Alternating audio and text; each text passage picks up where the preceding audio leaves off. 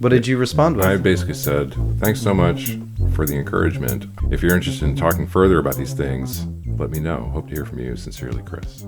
That's sweet. So I got into this crazy thing. The last day the shop was open, I worked. Somebody triggered me.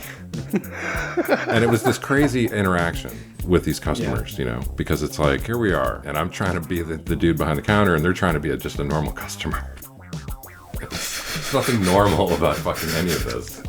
The chairs are up, you know, it's a signal that you don't stay, to go only. But they're just like hanging out, or? No, but at some point, you know, we try to start conversation, and it must have been the first couple people that came in.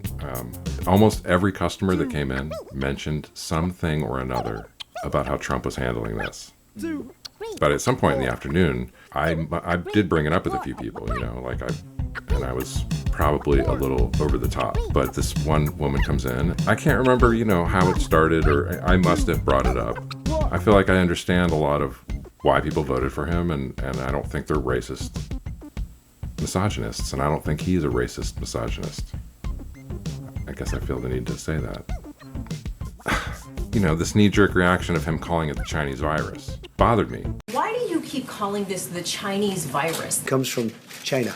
And the knee-jerk reaction of people blaming him for any impact this virus is going to have on the United States, it's like absurd. Like, now is the time where you want to really double down on your stupid opinions about the job he's doing. I mean, and then at some point with this one lady, a second guy comes in, and I realize this woman hasn't really said much, you know, and she's not being responsive, and I sort of realized that I'm maybe ranting at her a little bit. And when this new guy comes in, he kind of hears part of the conversation, and at some point the woman starts messing with her phone, and and part of me is like thinking she's not interested in any of this. But later in the day, when I thought about it, I had this realization, like, no, I think she was recording me. And then it was like there was a moment in my head where I wanted to censor myself.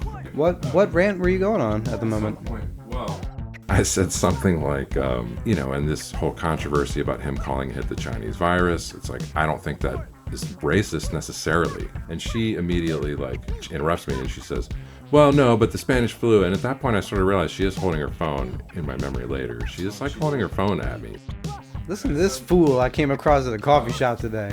That's basically what I think happened. But for, you know, 2 hours later that night, I was bugging out a little bit because I got paranoid of showing up on some YouTube compilation of idiot people at their jobs when they make some dumb mistake and start ranting at the customers. And in retrospect, I think I'm an idiot for not noticing it at the time.